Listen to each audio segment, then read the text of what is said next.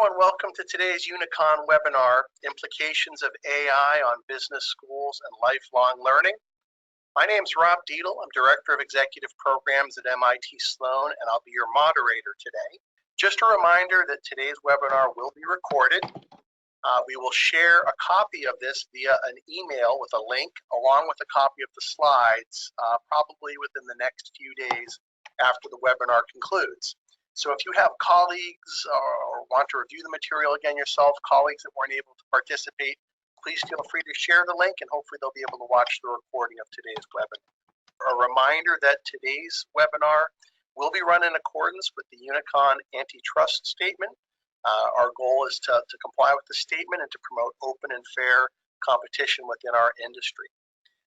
So now, on to the webinar. It looks like we have all of our participants, our hosts today that will be speaking on the presentation. It seems like we can't escape the topic of AI these days, from being on television commercials to the very programs that we organize and run for our clients. AI is everywhere, and that doesn't show any sign of slowing down. Today, however, we'll be turning our lens inward and exploring how AI impacts business schools and indeed lifelong learning in general. Our webinar is based on a Unicon research report that was released last November, and we're very fortunate to have two of the authors here today to join us in presenting this material. We have Jenny Stine, who is the co-founder of the Academic Leadership Group, and Ann Trumbore, Senior Director of Wharton Online at the University of Pennsylvania Wharton School. Also joining us for the second half of the program during the dialogue and Q&A is my colleague Meg Regan, Senior Director of Executive Programs here at MIT Sloan. Meg is also a lecturer in the work in organization studies. So with that, it's my pleasure to turn the webinar over to Jenny Stine, and thank you all again for joining us today. Jenny, over to you. Hi, thank you all so much for joining. So Ann and I were part of a research group of 4 people who worked on this project. And what we'd like to do today is we're going to take you through the research, kind of what we did, why we did it, some of the implications that we found as a research team. And then we're really hoping to have a discussion at the end to hear your thoughts on what the implications of AI might be for business education and specifically for executive education. So there's been a whole lot of hype around AI in education, right? Here's some examples of the types of headlines that we've seen.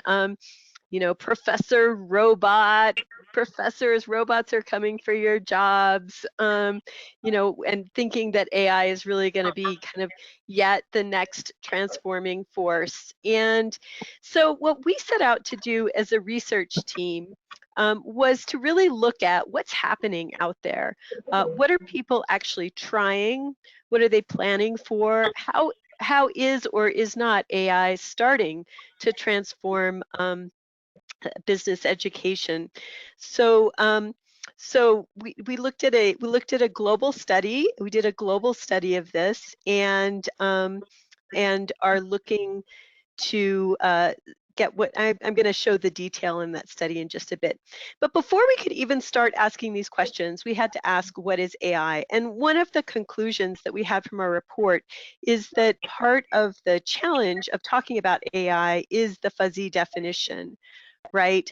So, or confusing definition, because people think about it in different ways. There are more or less technical definitions. So let me just start talking a little bit about what we used as our working definition as we did this report.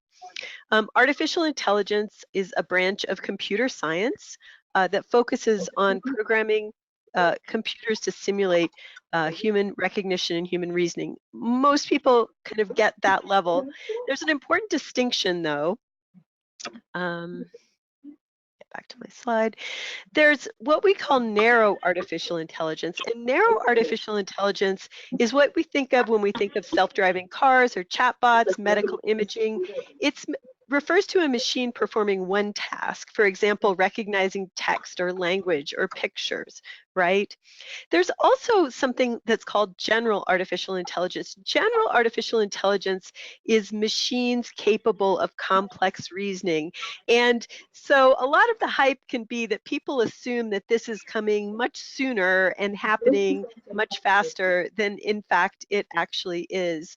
And general artificial intelligence, a great example would be 2001, right? I'm sorry, Dave, I can't do that. This really doesn't exist today, and we don't see coming in the near future. What we see are applications of narrow artificial intelligence. AI is also used as an umbrella term to link many fields that are closely associated with it. For example, machine learning, data science, neural networks, deep learning. Machine learning and data science are both components of AI systems, also fields in their own right. And we really found that a lot of the schools that we spoke with, as they're starting to think about AI and plan toward AI, actually are in the earlier stages looking at specific machine learning type applications or data science type applications today, although they're hoping to evolve and develop those into something that looks more like AI. So we conducted a total of 43 interviews for this project, including 29 deans, faculty, and other academic leaders representing all of the major continents. And we also talked to 6 regional and global companies about how they're using AI as part of their employee development efforts. And we talked to some platform vendors about what they saw the promise was of AI. And the purpose of this is really to get kind of that 360 view and that global view. Now, that said, even this comprehensive set of interviews isn't representative. We really did unearth more than we expected, though. I think early in the stages of the report, we were like, well, I really hope we find some business schools who are doing something with AI. And in fact, we found a lot of business schools that were trying a lot of different things or thinking about different things. So we found that AI is on the minds of many, that it's primarily driven externally as AI and fourth industrial revolution are transforming business. And so we did see some geographic variation with this, right? If you look at China, for example, where AI is a strategic priority for the government, there's a lot going on in terms of people trying things and thinking about it.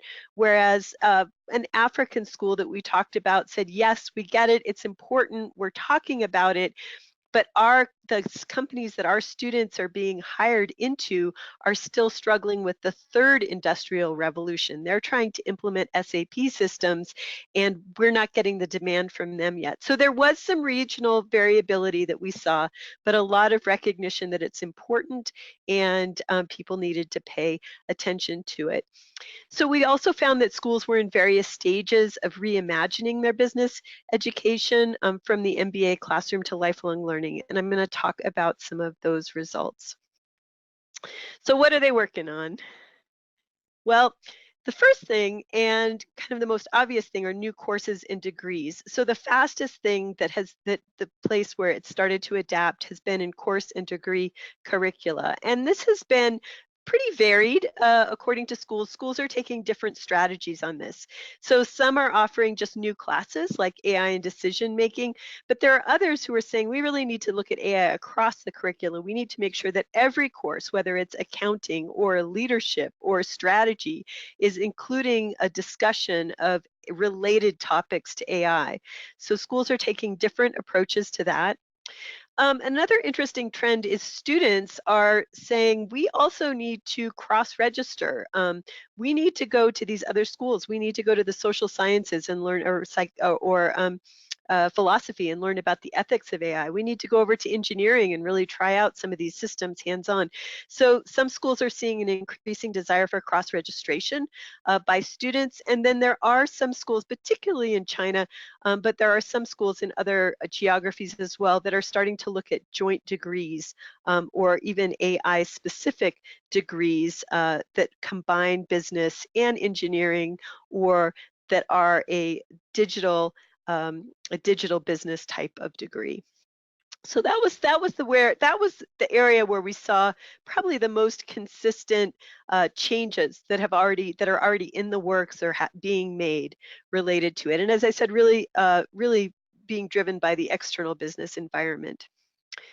So another really interesting discussion that the schools are having is what are the new and enhanced skills our graduates are going to need in order to be able to work in this new business environment with an AI future, right? And this idea, this is very much the human plus machine idea. So this idea that AI in the future means students can both build and work side by side AI related machines.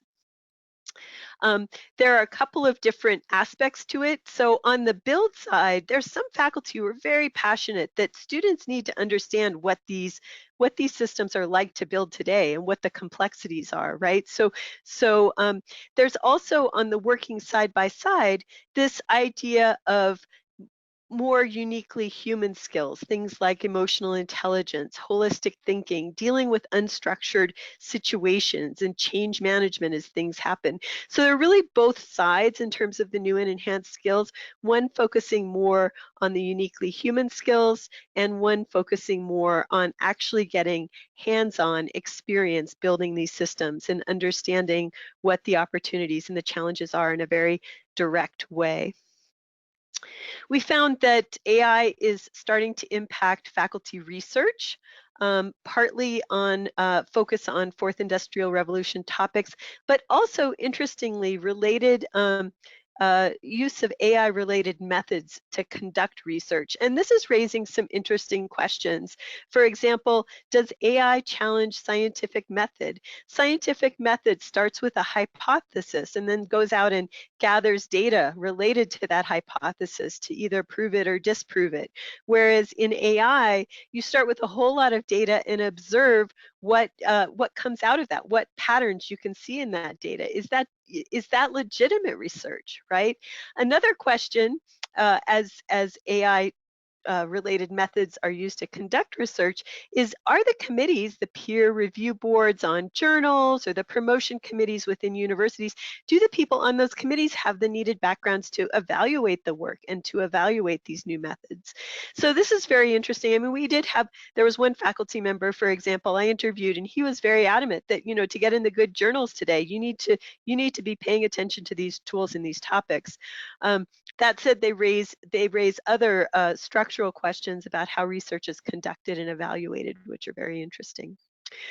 Recruiting and admissions. So it's interesting. We saw some limited use in the admissions pipeline, and actually probably recruiting is the broadest use, but it's through third-party tools, right? So on the front end, engaging applicants and finding better matches, and that may be through using tools, social media tools, online chat, trying to get more information and more connection to applicants, and also share out more in terms of what the school is looking for a good match.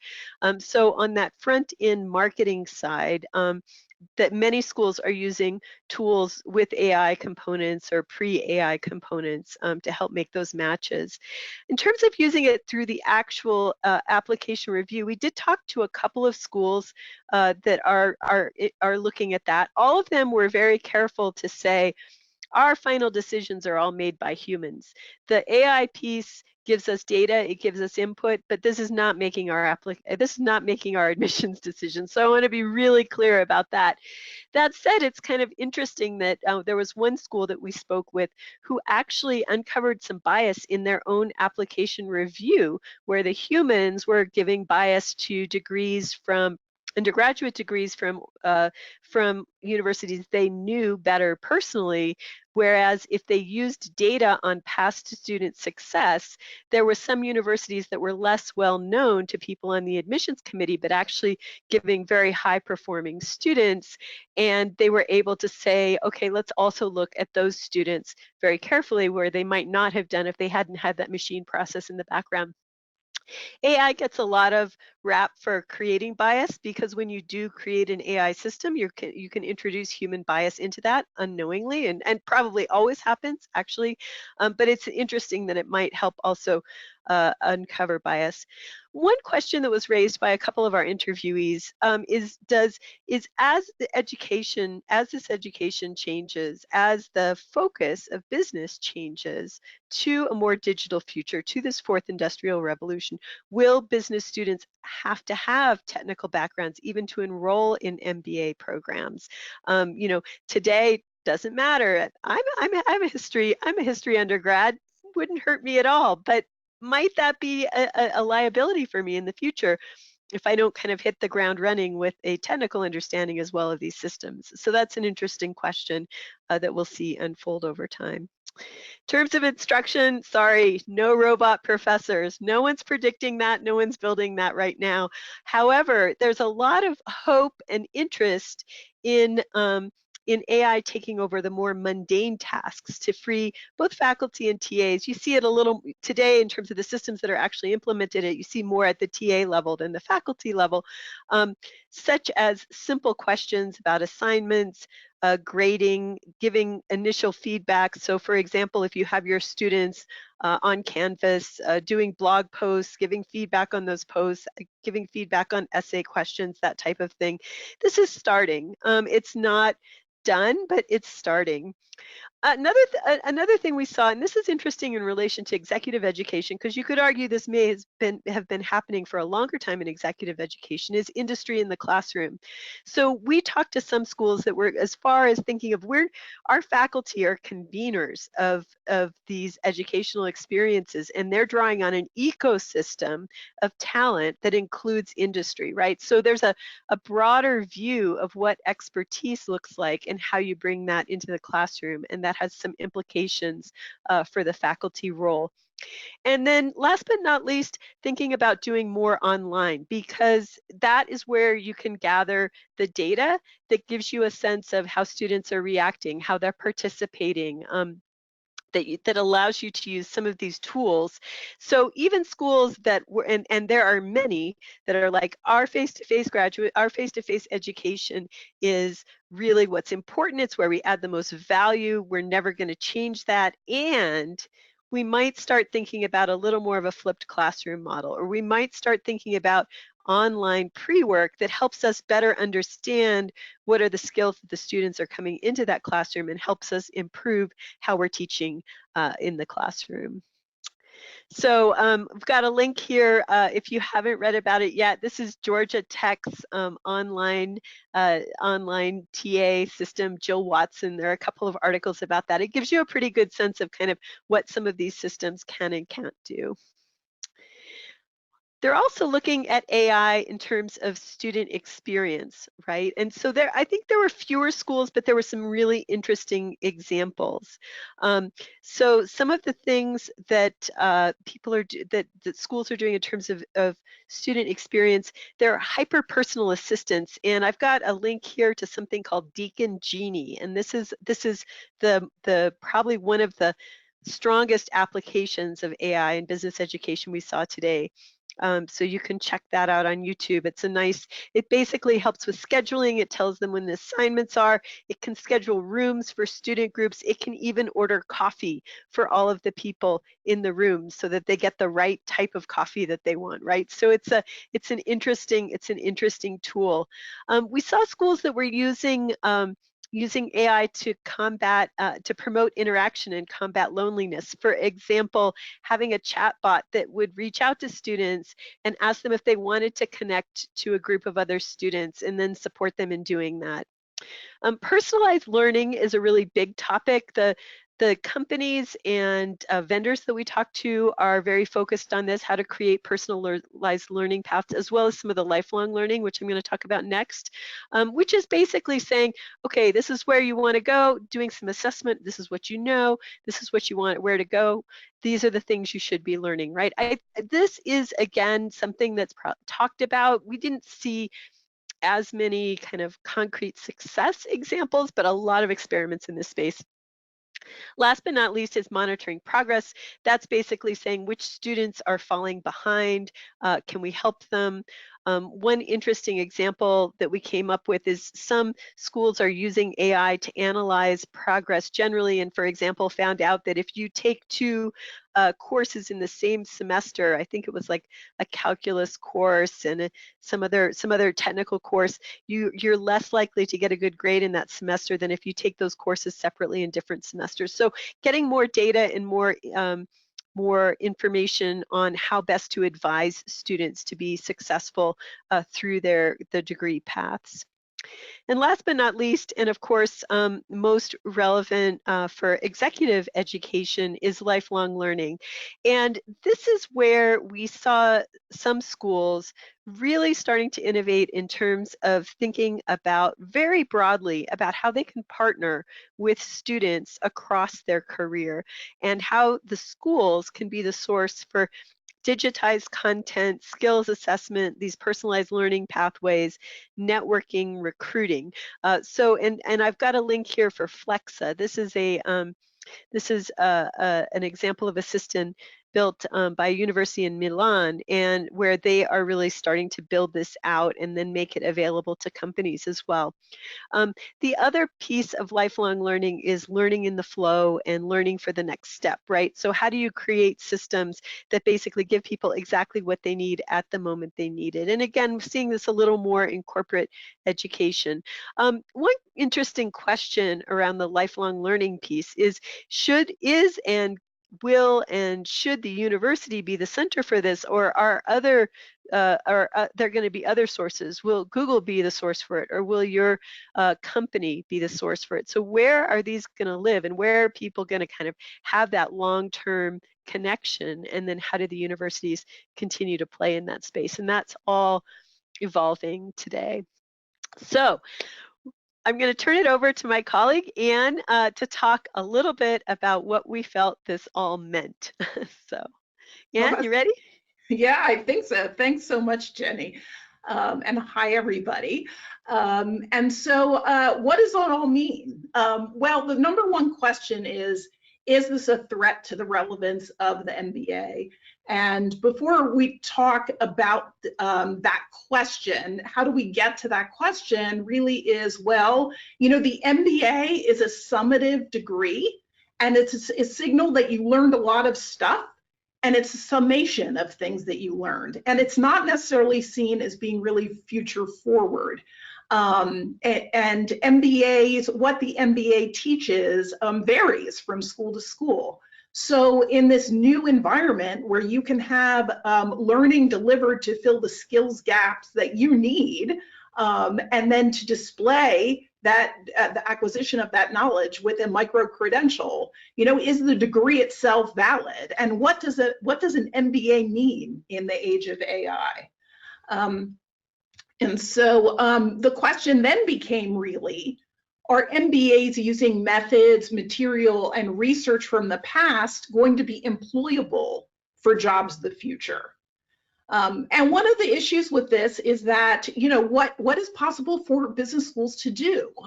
You know, we know that traditional knowledge creation faces a big challenge. It's very slow, and it can't keep pace with the rate of change that AI brings. Corporations and platform providers are actively working on alternative credentials, and those alternative credentials may actually be more valuable to the employer than the degree from the university, and so that's a big challenge as well. You want to hit the next slide? All right. So what can we teach about managing humans in this new world? So it turns out that, you know, in looking at what everyone is doing and particularly what the platform providers and the corporations are doing, business schools have a unique opportunity, and that is to focus on the uniquely human skills that are very hard to disseminate at scale and in a totally asynchronous way. Some of it is pure content, right? So some of it is ethics, data protection, security, managing innovation, AI governance. So those are huge opportunities for business schools. Changing the curriculum, not to teach, you know, a different AI type of technology or how to manipulate data sets, probably less viable, and more viable is the emotional quotient.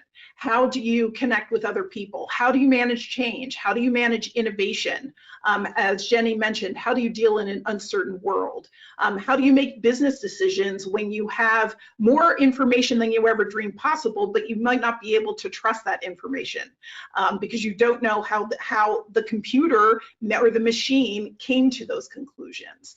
So finally, our biggest point on this, and I think one that I hope all of you take away from it, is that a critical new role in an AI-enabled future is the human in the machine.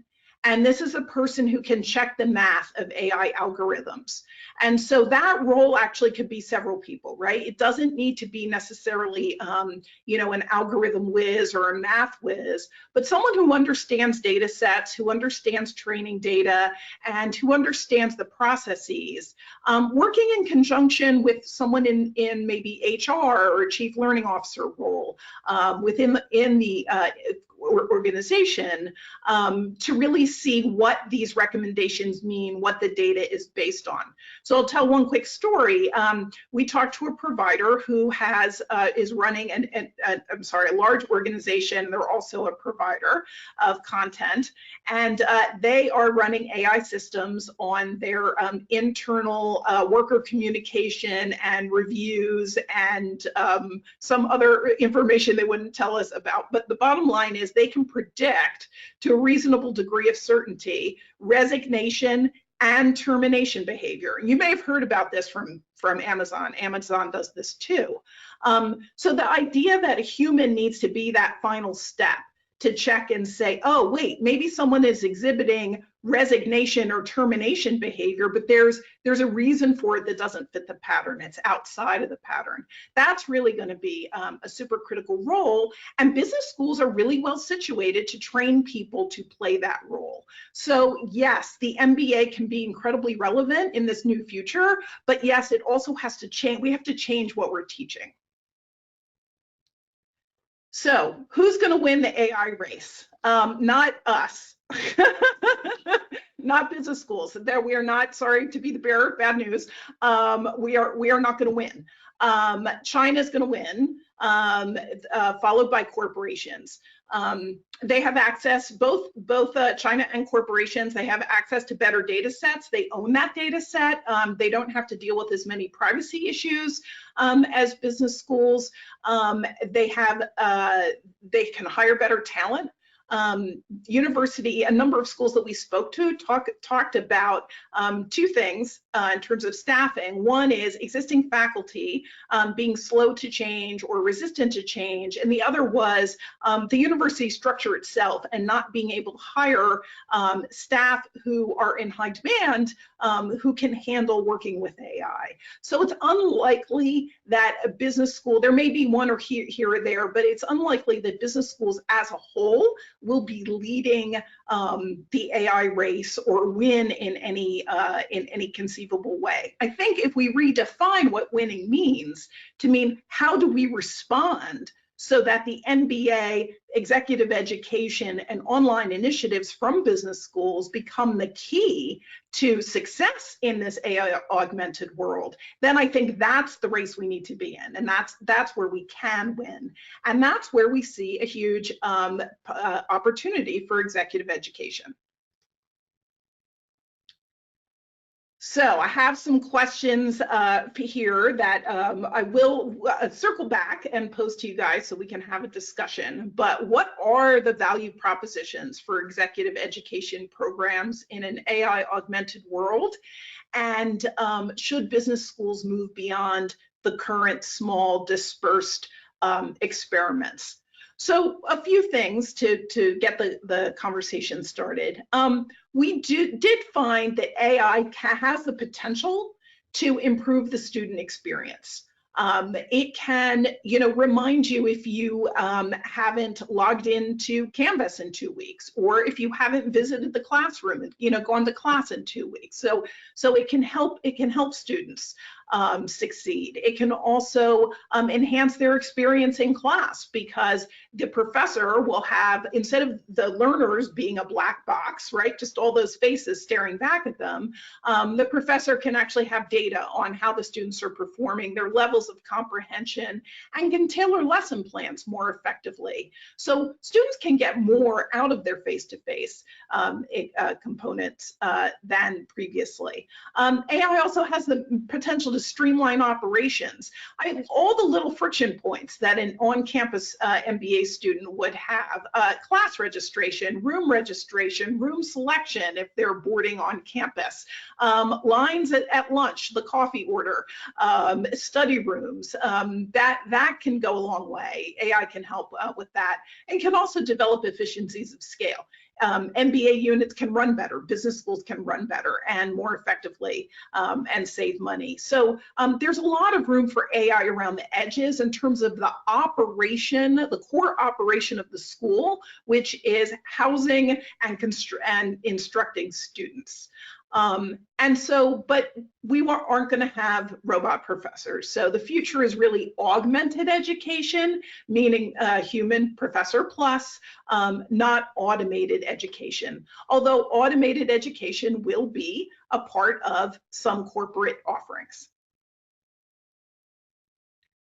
And this is a great quote from a business school dean that we loved. So we're finding ways of taking it to be part of our humanity rather than taking over our humanity. And I think if we have that attitude towards AI, and also, by the way, don't dismiss it as, oh, it's all hype. It's real, it's happening. We can use it. It's like, I really did get the sense in talking to some of the folks who felt that it was overhyped. Like, they were the folks sitting with their horse and buggy and watching, a Model T go by and going, yeah, that's never going to catch on. But it's not, didn't take over the world, right? So I think that that's how we need to look at it. It's a tool. It's not an overlord. And how can we use this tool, not to replace us, but to make us better? And to make the experience that we give to our learners, create for our learners better. So we had a couple of quick recommendations. This deck will be available, so you can, and these are also in the report. I'll just breeze through these because we're very interested in what you have to say and your contributions to the discussion.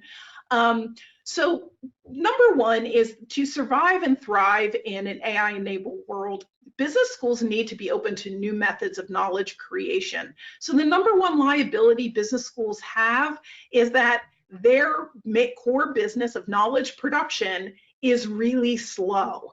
The traditional method is really slow, and knowledge is increasing. The knowledge that their students want to know is the knowledge that's being created very quickly. And so how can business schools create knowledge in ways that are faster? This could mean teaching with an industry expert. It could mean having more project-based learning where students help create the knowledge. It could mean a host of different activities. It probably doesn't mean teaching from your slide deck from 10 years ago to a stupefied classroom, right? I think that's going to be over. Number two is that school governance needs to allow for the hiring of talented staff who are then given the autonomy and authority to move quickly. And so for those of us who work in institutions, we know that, sometimes it's very difficult to get higher compensated positions approved, and even if they're approved and you find someone, then they get stymied when they arrive at the institution because they have trouble working with faculty, because the faculty don't want to cede authority. And so that needs to get solved if institutions are going to move forward. And there are examples of schools who do this well.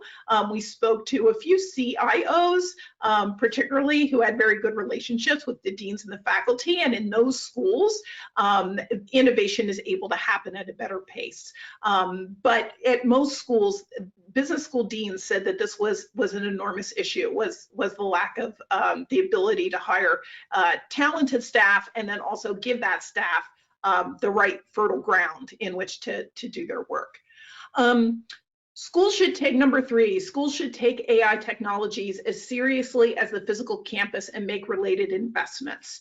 And this is where you would need talented staff to do this. You know, one of the most frightening recommendations or pieces of conversation that I had was with, you know, an extraordinarily well-known computer maker, now consulting firm, who is a leader of AI. And he said, you know, for students to, or excuse me, for schools to buy off-the-shelf AI, and he sells off-the-shelf AI, is highly dangerous. And that's where you can really do harm to students, because you have, each school is different, because each school has a different set of learners. Those learners throw off their own data. Sometimes it's called data exhaust. And that data is the data that the AI needs to train itself on. So to develop recommendations that are personalized to the school, not something that's off the shelf. Therefore, you need to be able to hire someone who understands that process and can put those structures in place. It is better, number 4, it is better to be a leader in AI than a fast follower or slow adopter. So having just told you how difficult it is, I'm now going to say, you know what, you really should lead. And here's why. We talk about training data and how critical it is. Training data is just the data that surrounds your learners or your institution that the AI algorithms learn on. And the bigger the data set, the better the algorithm.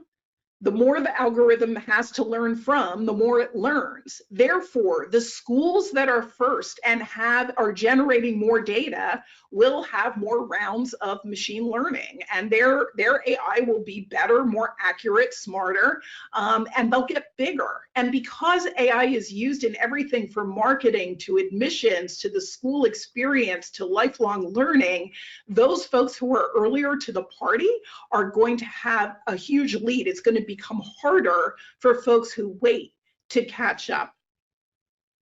And then finally, we did, and the number 5 really is in response to a lot of what we heard, which was a little bit of helplessness on the part of some of the schools, you know, who said, boy, you know, we don't just see a future for AI at our institution. I mean, we don't have the data, we're not going to have the staff, you know, I'm not sure about it, you know, we know about they're not transparent, I don't think our institution's ever going to go for it.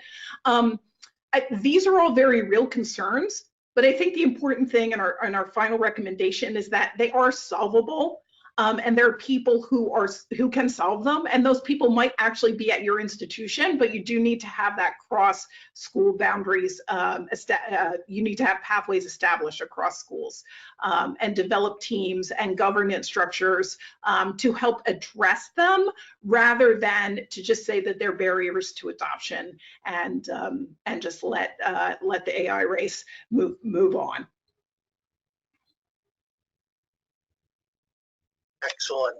And Jenny, thank you very much for leading us through the webinar. At this point, I'd like to have Dan open all the microphones for our participants to ask any questions or engage any dialogue. I'd also like to invite my colleague, Meg Regan, to join in at this point to help us kind of start that dialogue. Thanks, Rob. This is Meg Regan from MIT speaking. Thank you so much, Jenny and Ann. That was really helpful to hear you talk through the research and what you learned. The 3 of us really thought it would be fun to open up the lines and ask you all to chime in and talk about how your institution can capitalize using AI. What about what you heard today is making you excited about opportunities or a little nervous? So I'll mute myself there and see if anyone has a question or insight to share. So while we're waiting, I do have a question that I'd like to ask, and it goes to one of the earlier slides, Jenny, that you covered, that dealt with bringing the industry into the classroom. It seems like executive education is very well positioned to do this. In fact, it's something we've routinely been doing. Did your research, or did you or Ann get any indications that executive education is the department within a university that's kind of leading in this initiative? And have you seen any innovative approaches with regards to some of the constraints around talent with executive education, perhaps bringing in external lecturers, external expertise that's kind of priming the pump, so to speak, in this area? Yeah, I think in terms of the schools I spoke with, there's where executive education has done that has helped increase faculty comfort levels in terms of how they can then bring that into MBA education. Although it really had to be led from the top, right? So it was, in the schools that were doing it in the most strategic way, it was really the dean saying, we have to do this. It's important for our students. So the knowing how piece, I think, my impression was it came from executive education, but the broader strategic piece was really about the dean setting that out as an important goal for his or her faculty. Anne, did you have anything you wanted to add on that? Yeah, and this is more from my own experience at Wharton and a little bit of competitive intelligence. But I know that both us and Harvard are working with corporations to create custom online programs that do that, where we have industry experts from the corporation and then pair them with professors. But when it's in an online format, it seems to be less threatening. And so these are early experiments. I think both schools just have a handful each.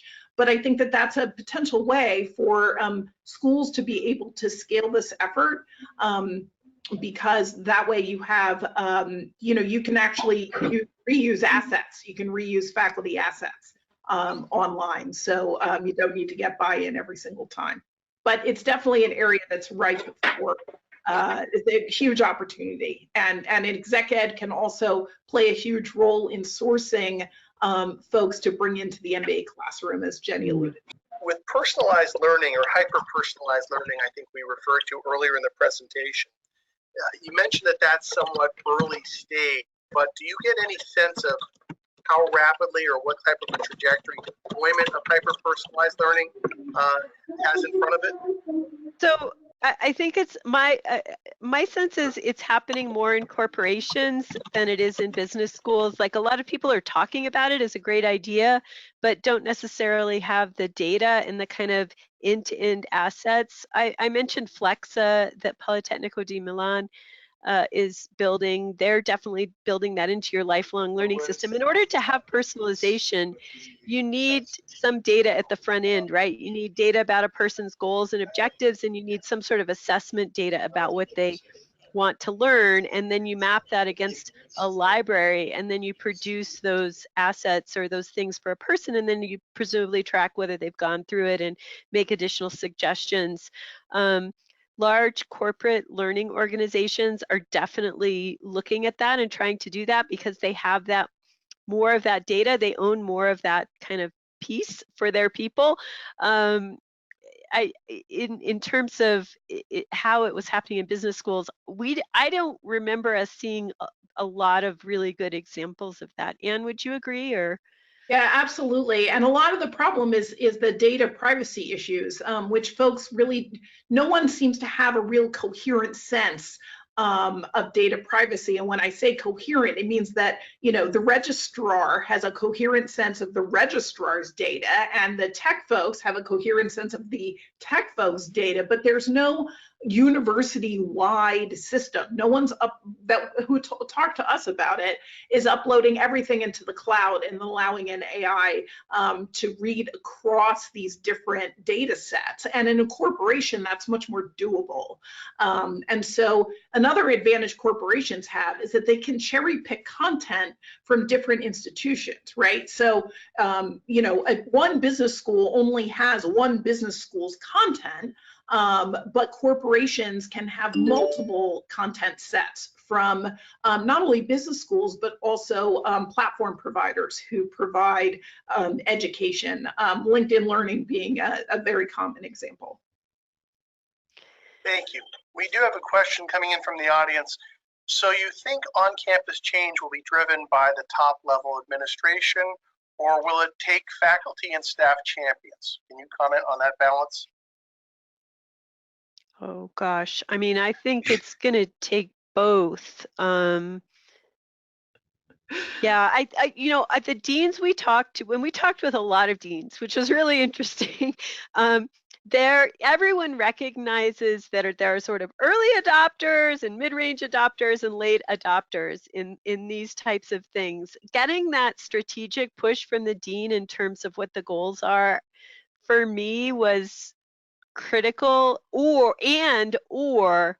giving free rein to someone who's really running with a great idea, right? So I mean, there are definitely organic initiatives like that the CIO is coming up with, or that an associate dean or even a faculty member is coming up with, but they kind of need that, yes, you can do this, you can have the resources to do it.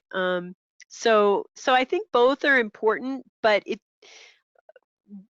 in terms of faculty-only initiatives, they tended to be more focused on things that they were doing in their specific classroom. So faculty that we spoke with who were really passionate about this were thinking very thoughtfully about how they were integrating it into their own classroom. But those larger initiatives needed that support. This was my sense.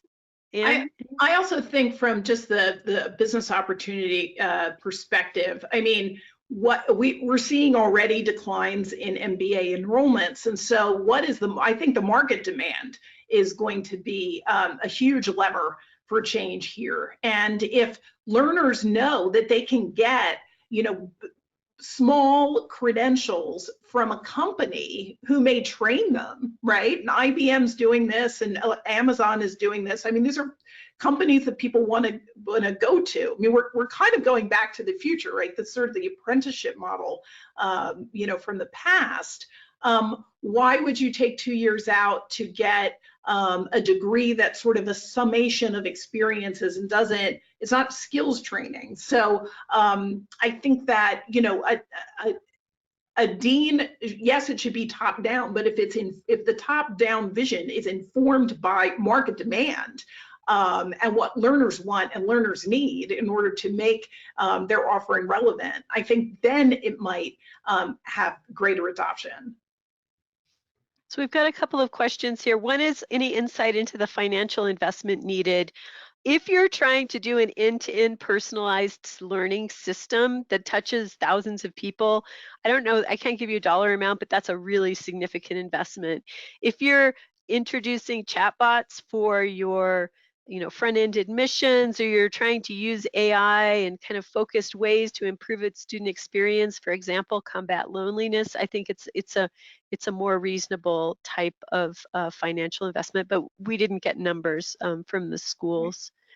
There are platform providers, and you can find them in the report, who will come and build customized AI for you to address specific needs. Again, we didn't get costs, but that's a new field, and we feel as though definitely that's an area of growth. And for the most part, most business schools would do well by partnering with a technology provider in that way, rather than trying to build it themselves. Yeah. Yep, and that's a really good point. Now, there were schools that were really concerned about understanding the black box, understanding the algorithms that were being used, and that's where you need that expertise, both the staff and the faculty expertise that Anne talked about. It's just critical. We have a really interesting question here, which is, how critical is it for corporation academia partnerships in AI and exec ed? This is such an interesting question, right? Because in exec ed, we have a pretty traditional way of dealing with corporations who are our customers, and we like to sell them products that we're very comfortable selling them, where we know we'll have a very high kind of experience value. And I think that the way that they're using that these corporate systems are being built where they're relying on these huge libraries of content has traditionally been a little scary for exec ed. And Anne, I'm going to turn the rest of that question over to you because you have more direct experience in that. Well, I think that, so I do think that that's huge. I think that it is critical. I think it's going to be critical in the future. And I think that it will, for a business school to create online assets that are then used in in-house training programs at a corporation can be part of a virtuous cycle for that business school in terms of both lifelong learning, but also admissions. Right? So it's it can be a try before you buy, right? If you're an employee at Amazon who takes a Wharton course, we're not working with Amazon, by the way, yet, but, and, you know, so takes a Wharton course and then says, boy, that was such a great experience, maybe I'll apply. On the other hand, maybe you are a Wharton MBA and now you are taking more and you feel, you know, that engenders warm feelings about your experience there. Maybe you become more apt to be a good development prospect. I mean, there are many ways to track the learner through this life cycle. And I think we need to shift to thinking to learners as customers, you know, and in the way that, you know, large successful retailers track their customers throughout all areas of their lives. You know, how do business schools do that throughout the learning life cycle and the different touch points that someone can have? And I think that that can all be enhanced by these corporate academic partnerships. The difficulty lies in both the academic side, right? So we have to be open to providing new kinds of experiences where we're not totally in control, and also on the corporate side, because, you know, stuff like IP and technology security and all of this contract language that was written, you know, in the past 15, 20 years is all getting kind of thrown out the window in order for these new partnerships to work. So it is not going to be a super smooth, easy adoption, but I think once people start figuring it out, it will scale quickly. And do you want to take the next question about building in-house versus partnering with suppliers? Sure. So I think that I think ideally it should be a mix of both, and I'm speaking about larger universities. So I think that the most important asset the university has is its own data. And if you had to pick, I would say you need to hire people who handle that data and can spot but deal with biases in that data.